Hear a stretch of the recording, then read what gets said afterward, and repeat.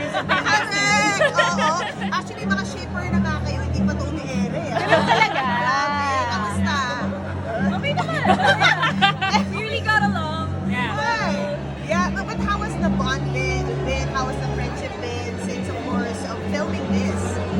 Pero for the fans of Janela, syempre, they want the update. The update? What update? Update?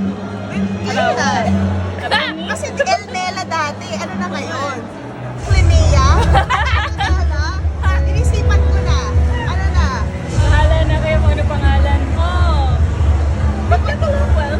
Get along well. What can you say about the bond that you built? Ayun, we get along really well and kung ano yung nakikita niyo, yun yun.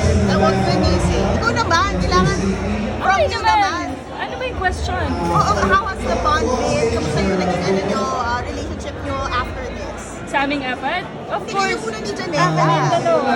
Of course, hindi naman may iwasan na maging close kami kasi nga sabi mo nga sa 10 days na shooting days namin, parang 10 years na yung friendship naming apat. Pero yung with Janela, parati naman nakikita kami sa labas and That's it. yun na yun. I love it. Ayun na yun. Jazz, anong suporta? Di ba? That's sa cast? that. Oh! Yeah. What's there to say? What you see is what you get. Charot. But kung tayo lumias- About me. How Charot. about what struggle did you realize upon making the film that you didn't, like, parang hindi talaga siya common knowledge, kumbaga, about women?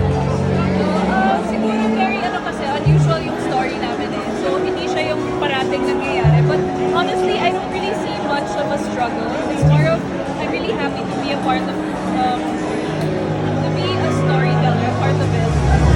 Masabi namin yung kwentong to, mapakita namin, maging part ng experience na to. Kasi experience talaga siya, lalo na pag napanood mo siya. Hindi siya yung palagi mong nakikitang representation. Iba siya. So, ayun. Thank you so much, guys. Thanks, you. MJ. Thank you. Ano, may tatanong daw si Kuya Nelson. I'll go, Nelson. Anong question niya? May alay kayong lahat, ah. Kayo na ba?